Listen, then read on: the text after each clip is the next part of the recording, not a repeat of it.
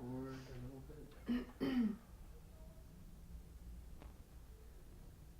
Tell me if you like it. Yeah. Okay. All right. If I stop because I hear some noises from the outside, or a plane or something, Yeah. stop there and then we'll. Okay. All right. Go ahead. Okay. Hassan, we look at you now, and we would never know, looking at your strong, sculpted hands, your piercing, dark eyes, we would never know your personal struggle. How did you develop your own passion for healing? I was born in an environment which molded me into what I developed. In my 20s, I worked very hard in a big hospital setting for 4 years, and I acquired enough experience from those who cannot talk, cannot express themselves from their difficulties. How would you? Do you want me to maybe go up tighter on that back? Yeah, like for example, like on this next question, we could do a tighter shot like that. Yeah, you Okay, could play so with we that. could play with it Yeah, of afterwards. course. All right, go ahead. How would you describe yourself now to others? To others, I'm just a servant. There's no difference between me and others. Others are others. We're all being that. What was that? It must be 12 o'clock. They tell me. Yep, 12 o'clock on the nose. My beeper goes off. Sorry. That was a very nice response. You could. As a servant, I am born to work for and touch people in the way I'm doing. Okay, let's do that again. How would you describe yourself to others? There are no others. Everybody's own individual. Others and I doesn't exist in reality. We're just a being that put on this earth as a gift of love from the creation to do what we are supposed to do. When you're a servant, you have to do a lot. And through the doing and serving, you get the experience that you need to help others as well.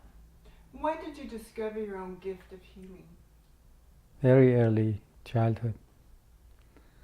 Start touching people. I was involved in herbs and medicine from childhood. I learned a great deal of herbs and other medications and modern medications.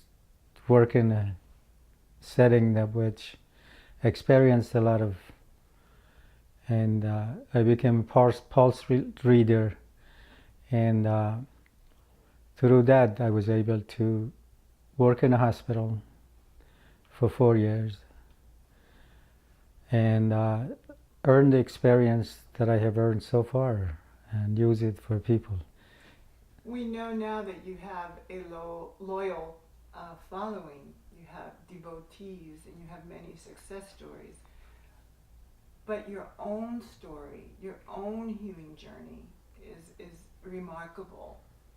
Can you begin that story for us, that night, that heroic act of bravery that happened that night for you?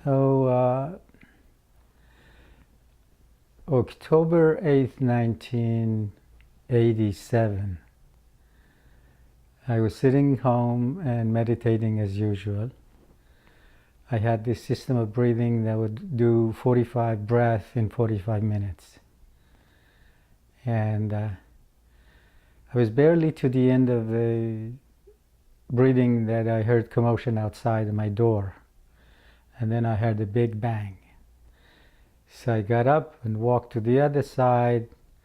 I had my white gi on with nothing up, upper body. I was bare.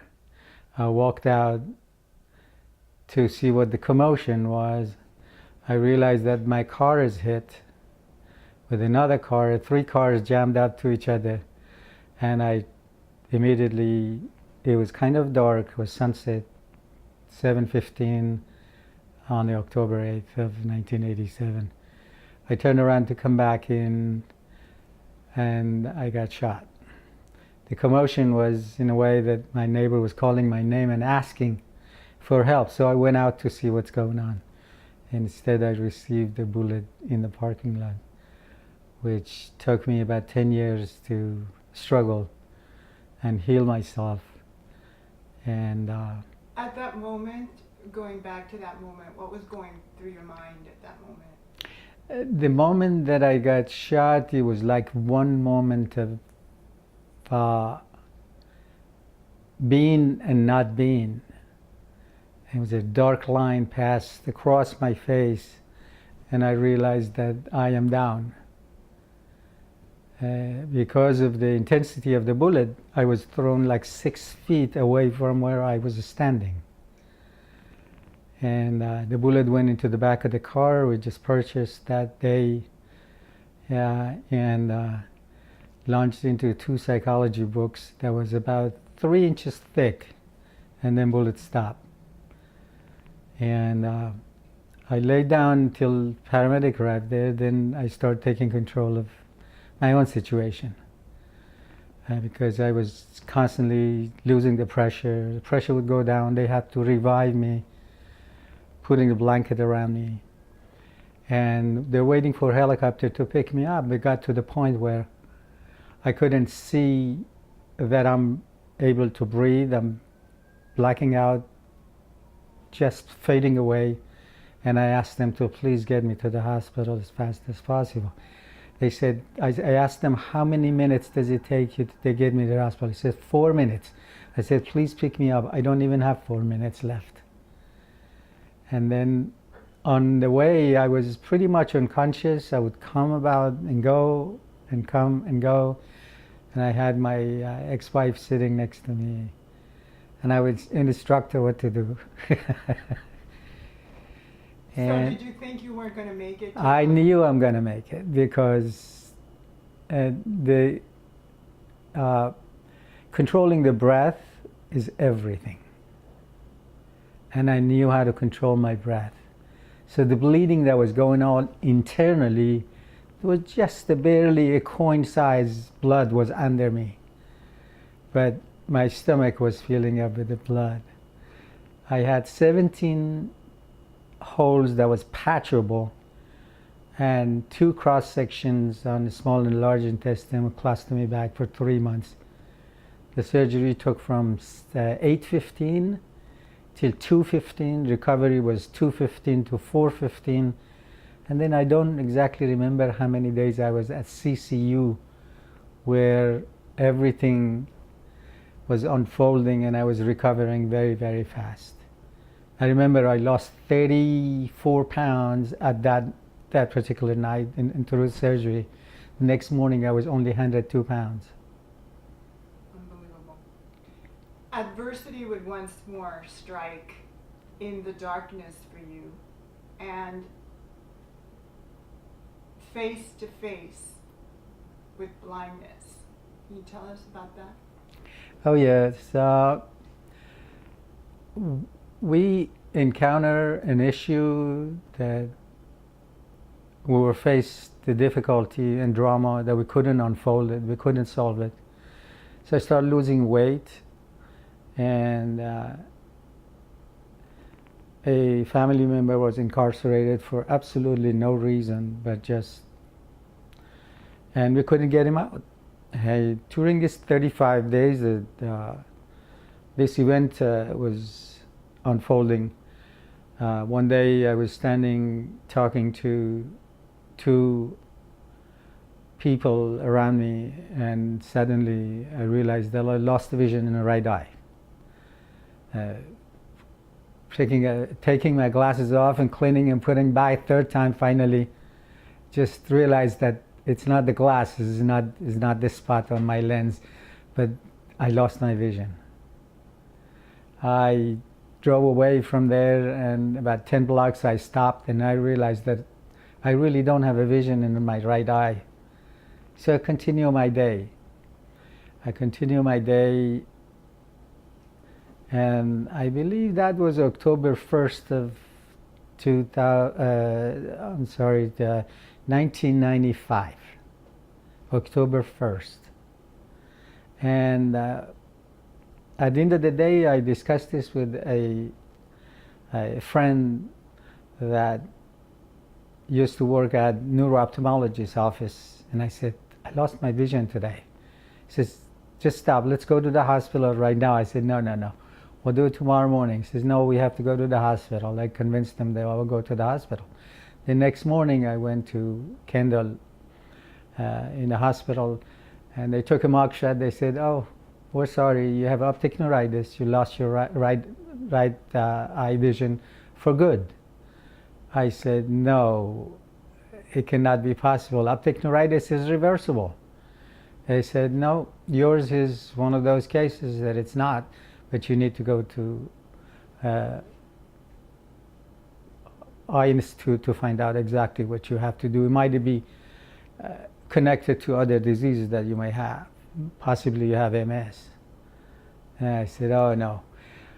I went to the hospital. After a few days of investigation, the doctor told me that I have multiple sclerosis and stress versus MS. I'm the classic case, and brought 6 students in the room and explained to them what happened. They all looked at my eyes. They all realized that the optic neuritis nerve was totally pale and no movement in it at all. It was not pink at all. And that was a bad sign. After struggling with that, put me in touch with the MS specialist, and the MS specialist indicated, oh, that's very crude to tell a patient that you have MS, you lost your vision. I think you have a tumor in your eyes. And I said, okay, tumor is curable. We can go in there, pull it out, and you might get your vision back. After a emergency MRI, it showed that absolutely there was nothing behind my optic nerve, and it was clear that it was optic neuritis. And then passed through that period of struggling, which the doctor didn't do anything at all. They thought my vision is going to come back. I'm strong, I'm in shape, I'm quite good with my diet and my exercises.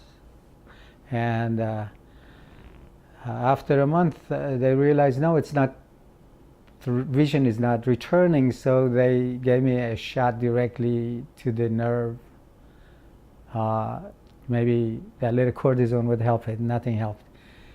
1998, I lost the vision in the left eye. When my stress level goes up, I get this episode. It doesn't matter what I'm doing, where I am. And for that reason, 1998, they put me on a prednisone solar mineral injection. I had port in my hand for 4 days. Every 6 hours the nurse would come and inject me with 250 milligram. But recently they deciding to do 1,000 milligram a day, which is 1 gram of solar mineral. That's very strong for the body. And can you describe an episode? I mean, as this is going on, as you're losing your vision, your body is also becoming weaker. Becoming numb. I felt the numbness increasing through the extremity, the feet, hands, even head area.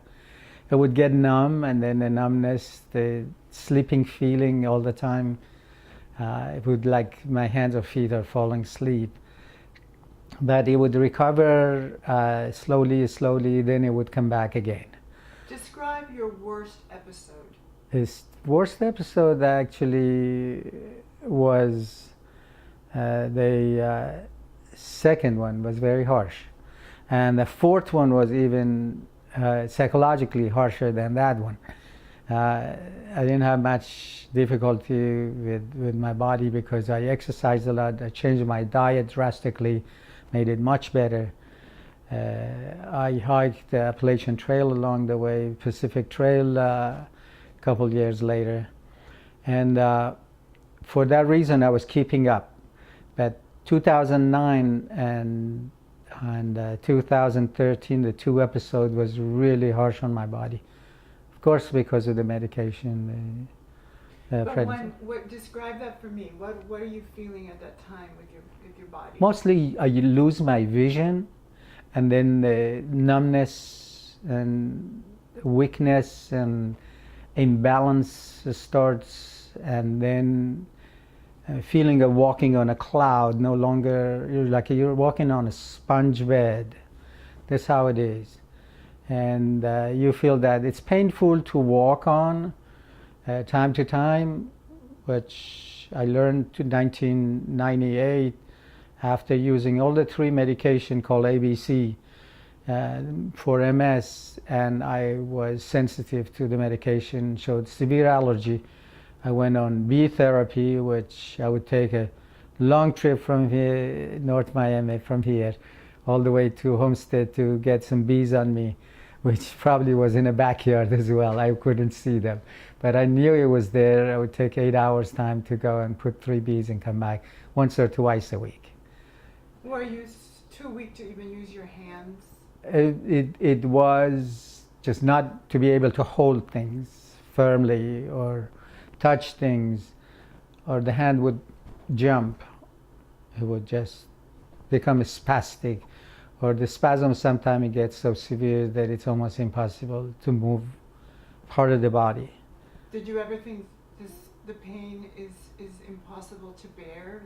It was time to time. It still is. Sometimes the pain is just too much. If I'm sitting in one position, I used to sit in those positions for meditation or work or doing just things. Right now, I'm barely able to do like a couple hours, or all I could do the whole day. And of course, what helped you to calm your mind? Surrendering. It's a word that we all know about it. But it's very hard to surrender.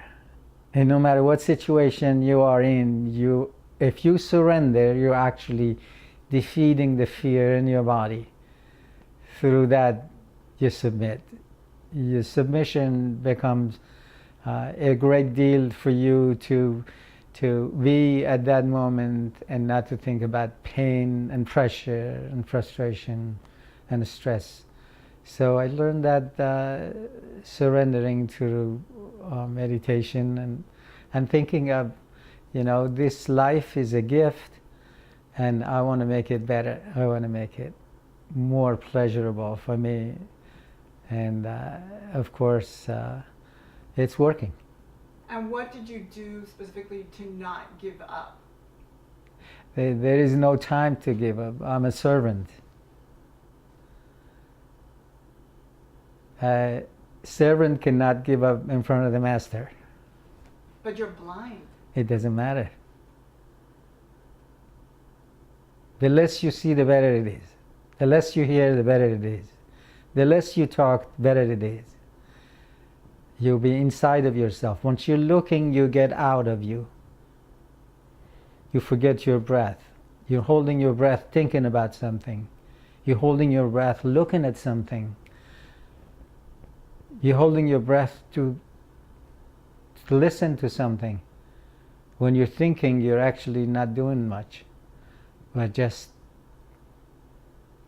browsing through your own mind. How did the painting develop? Here is a good story. When I lost vision in left eye, I was already blind, 95%, 96% in right eye. So when I lost the vision up to 85% in the left eye, I knew I was in trouble. But luckily I was able to move my hand, move my body, get around. It's okay to have a little bit disability, maybe it'll awaken some other senses in your body.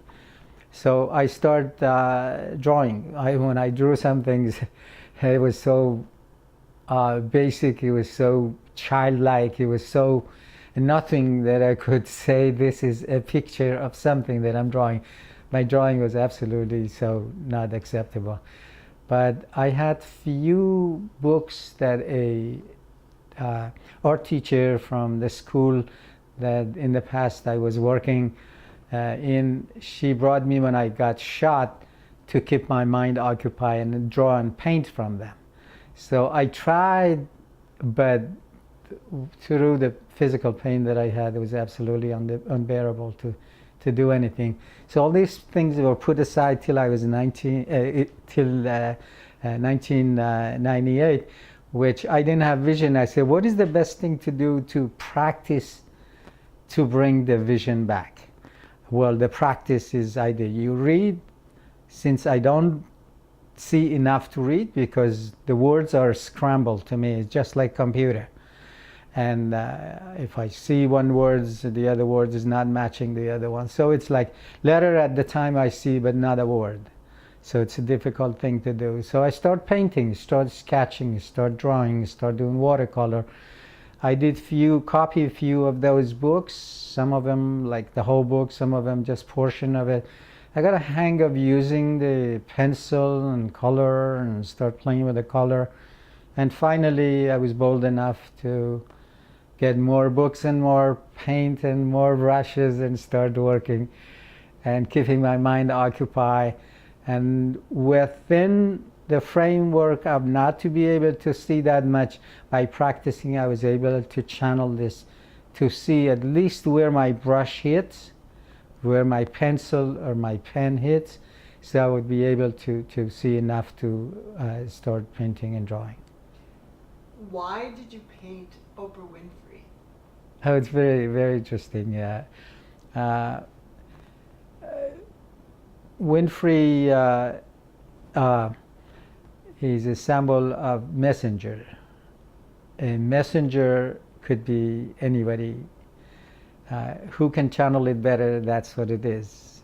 She's a great messenger of this century that brings all the good and bad in front and forward for everybody to see, to feel, to sense, and help to get through life a lot easier. There has been many shows that people are so inspiring, whether they're blind or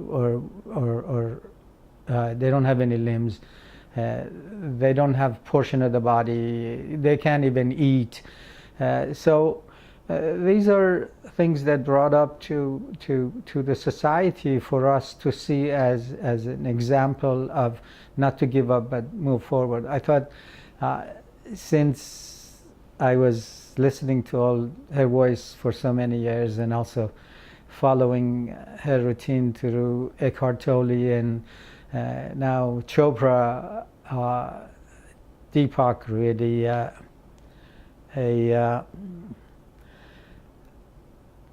good educated man that has gone through this physical body and mental body and a spiritual body, which brings about things that we don't see, don't feel, we don't know, and give us a sense of doing that. When I saw her picture in that, I thought I'm going to have to paint Oprah because of Oprah. And so I have a friend who told me that I'm doing this minimalistic painting, and he asked me, why don't I do some portrait? So I started portrait, and I went to him that I'm doing this, and he looked at me, he pointed out a few things to me. He's my teacher and my guide, and I said, hopefully I'll be able to finish this painting. The way I was pulling through, it was very rewarding. After the last stroke, I thought that I should stop at this time before I mess it up. So I brought her sense of connection to people. I think when you look at the picture, you see it. You're totally connected to it. And I think that's how I see Oprah Winfrey as a being that's a prophet for us to just learn something from and move on.